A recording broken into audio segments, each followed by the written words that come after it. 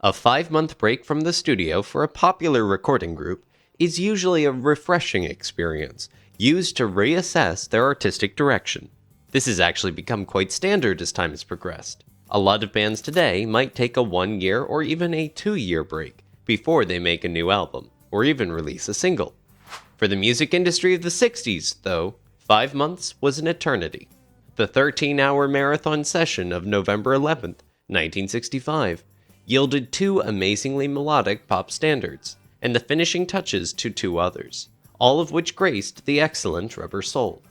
John's main contribution on this day, namely the beautifully poignant Girl, exhibited a lyrical maturity that appeared to pave the way for further innovations from its composer. His creativity at this point was admittedly being fueled by his frequent use of softer drugs such as marijuana, but John's obsession with LSD in 1966 was to change his songwriting output drastically. I can't imagine anyone expecting what was next to come from John's pen nearly 5 months later. It seems that even his fellow bandmates were equally flabbergasted, but eager to blaze this new trail. Probably never before in pop music history could a 5-month break result in such a flagrant new direction as did the unveiling of what became Tomorrow Never Knows.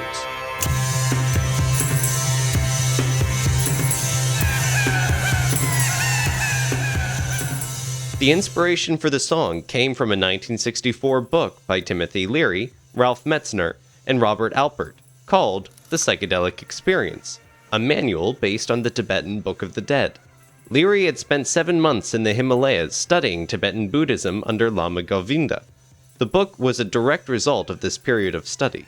Leary himself explains, "The Book of the Dead really means the Book of the Dying, but it's your ego rather than your body that is dying. The book is a classic. It's the Bible of Tibetan Buddhism. The concept of Buddhism is of the void, and of reaching the void." Leary admittedly intended his book, The Psychedelic Experience, to be enjoyed along with experiencing psychedelic drugs. The final chapter, entitled Instructions for Use During a Psychedelic Session, being a dead giveaway, which were then starting to become quite popular.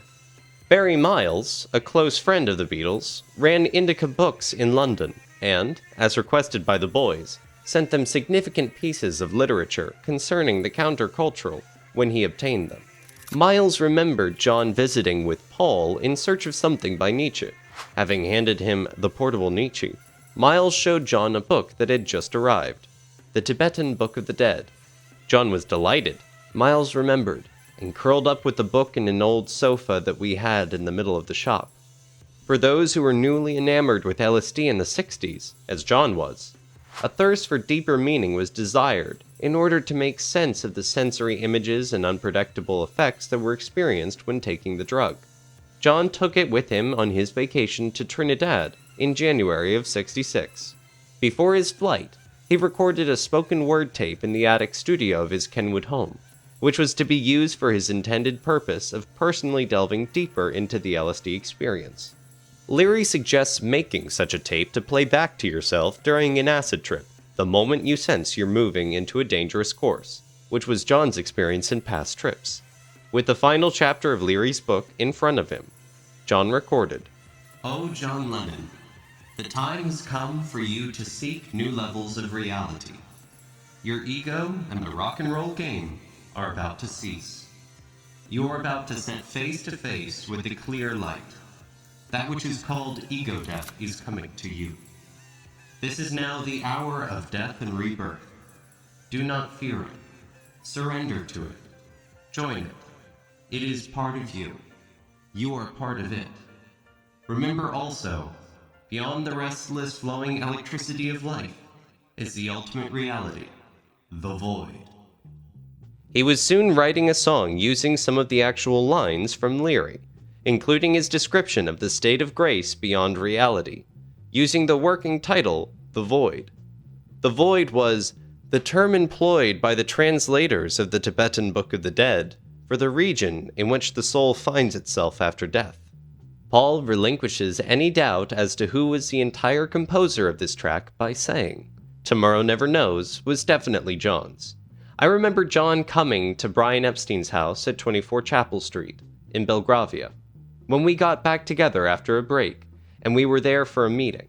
George Martin was there, so it may have been to show George some new songs or to talk about the new album. John got his guitar out and started doing Tomorrow Never Knows, and it was all on one chord. This was because of our interest in Indian music. Normally, we'd say to George Martin, "Here, George, there's this song." There'd be a few chords, a few lyrics, a few bits of things you could understand, a hook, a riff. But this one was all on C. It never changed off C. This was one thing I always gave George Martin great credit for. He was a slightly older man, and we were pretty far out. But he didn't flinch at all when John played it to him. He just said, I see. Yes." He could have said, "Bloody hell, it's terrible." I think George was always intrigued to see what direction we'd gone in, probably in his mind thinking, how can I make this into a record? But by that point, he was starting to trust that we must know vaguely what we were doing. But the material was really outside of his realm. As was usually the case in the Beatles' recording history, the first song to be tackled for a new album was a Lennon creation. One noteworthy new development in Beatles history that occurred on April 6th was the employ of 20-year-old Geoff Emerick as primary engineer. Norman Smith had been the Beatles' engineer for the vast majority of their sessions up to this point. But, because of his promotion to producer, new band Pink Floyd being one of his first artists, advantage was taken to get some young blood in the studio to help satisfy the Beatles' cravings for innovations in the recording process. Having worked with them on various occasions in the past as a second engineer, the group was somewhat familiar with him personally. His new role as primary engineer would test his creativity and ultimately win them over as one who could fulfill their quest for expanding the sonic landscape. Emerick remembers, "My ears perked up when I heard John's direction to George Martin. I want my voice to sound like the Dalai Lama chanting from a mountaintop, miles away.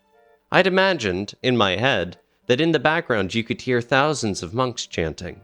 John explained in '67. "That was impractical, of course, and we did something different. I should have tried to get near my original idea, the monks singing. I realize now that was what I wanted." Emerick continues, "George Martin looked over at me with a nod, and he reassured John. Got it. I'm sure Geoff and I will come up with something." Which meant, of course, that he was sure Geoff would come up with something. I looked around the room in a panic. I thought I had a vague idea of what John wanted, but I had no clear sense of how to achieve it. George Martin adds, "I knew that ordinary echo or reverb wouldn't work, because it would just be a very distant voice. We needed to have something a bit weird and metallic. I've never been to Tibet, but when I thought of Dalai Lama, I thought of alpenhorns, and I imagined what the voice would sound coming out of one of those long horns. In the meantime, John wanted to make a tape loop of himself on guitar and Ringo on drums, something that fortunately George Martin was familiar with, especially with his 1962 Raid Cathode release entitled Time Beat. I used to do a lot of experimenting with musique concrète, speeding up tapes, making funny noises, and plucking piano strings, that kind of thing." Emerick continues, "Fortunately, I had a little time to think about it, because John decided to start the recording process by having me make a loop of him playing a simple guitar figure, with Ringo accompanying him on drums. Because John wanted a thunderous sound, the decision was made to play the part at a fast tempo, and then slow the tape down on playback. This would serve not only to return the tempo to the desired speed, but also to make the guitar and drums, and the reverb they were drenched in, sound otherworldly.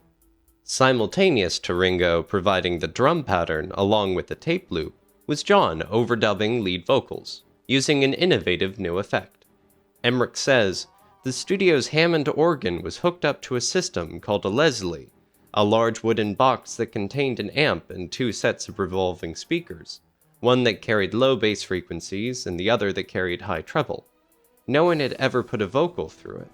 I think I have an idea for what to do for John's voice," I announced to George in the control room as we finished editing the loop. Excitedly, I explained my concept to him. Though his brows furrowed for a moment, he nodded his assent. Then he went out into the studio and told the four Beatles, who were standing around impatiently, waiting for the loop to be constructed, to take a tea break while Geoff sorts out something for the vocal. Stand Turn off your mind, relax and float downstream. John's voice sounded like it never had before, eerily disconnected, distant yet compelling. The effect seemed to perfectly complement the esoteric lyrics he was chanting. Everyone in the control room looked stunned. Through the glass, we could see John begin smiling.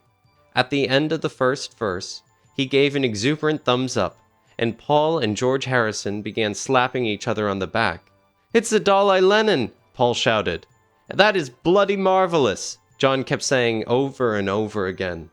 While listening to the playback, John and George Harrison had been excitedly discussing ideas for guitar parts. George eagerly suggested that a tambura, one of his new collections of Indian instruments, be added. "It's perfect for this track, John," he was explaining. "It's just kind of a droning sound, and I think it'll make the whole thing quite Eastern." Meanwhile, Paul was suggesting to Ringo to add a little skip to the basic beat he was playing. Ringo said little, but listened intently. He was used to taking direction from the others. "I think we've got it," John announced excitedly after the last note died away. George Martin waved everyone into the control room to hear the playback. "That's the one, boys," George Martin agreed. Everyone went home and made up a spool, a loop. George Harrison explained. "Okay, class, now I want you all to go home and come back in the morning with your own loop. We were kind of touching on the Stockhausen kind of avant-garde clue music." "I was into tape loops at the time," explained Paul. "I had 2 Brennell machines, and I could create tape loops with them. I used to get a lot of seagulls in my loops. A speeded-up shout goes squawk squawk, and I always get pictures of the seaside, of Torquay, the Torbay Inn, fishing boats and puffins, and deep purple mountains. Those were the slowed-down ones. So we made up our little loops and we brought them to the studio." George Harrison continues, "I think they were just weird noises. I don't exactly recall what was on my loop. I think it was a grandfather clock, but at a different speed. You could do it with anything. Pick a little piece and then edit it, connect it up to itself, and play it at a different speed." On the following day, April 7th, Phil McDonald carefully threaded each loop onto the tape machine, one at a time, so that they could audition them. Paul had assembled an extraordinary collection of bizarre sounds, which included his playing distorted guitar and bass, as well as wine glasses ringing, and other indecipherable noises. They played them every conceivable way. Proper speed, sped up, slowed down, backwards, forwards. Every now and then, one of the Beatles would shout, "That's a good one," as they played through the lot. Eventually, 5 of the loops were selected to be added to the basic backing track. Emmerich says, "We had no sense of the momentousness of what we were doing. It all just seemed like a bit of fun and a good cause at the time. But what we created that afternoon was actually the forerunner of today's beat and loop-driven music. Being the most unconventionally structured song in the Beatles' catalog to date, it consists only of verses, if John Lennon even considered them as verses at all. Since his intention was to mimic the Indian music that they were coming to admire in 1966, the format used on this track completely diverted their attention away from any pop structure with normal bridges, refrains, or choruses. Even the ultra-Eastern songs Love You Too and Within You Without You included refrains. Tomorrow Never Knows was a great innovation, George Martin proudly recalls. John wanted a very spooky kind of track, a very ethereal sound. Paul at the same time was probably more avant-garde than the other boys. We always think of John as being the avant-garde one, with Yoko and so on. But at the same time, Paul was heavily into Stockhausen and John Cage and all the avant-garde artists, while John was living a comfortable suburban life in Weybridge. While Paul never contested that Tomorrow Never Knows was a full John Lennon composition, his input was extremely instrumental in creating the psychedelic landscape that finished off the Revolver listening experience. Thus became another example of the brilliant Lennon-McCartney partnership, one that will probably never be equaled.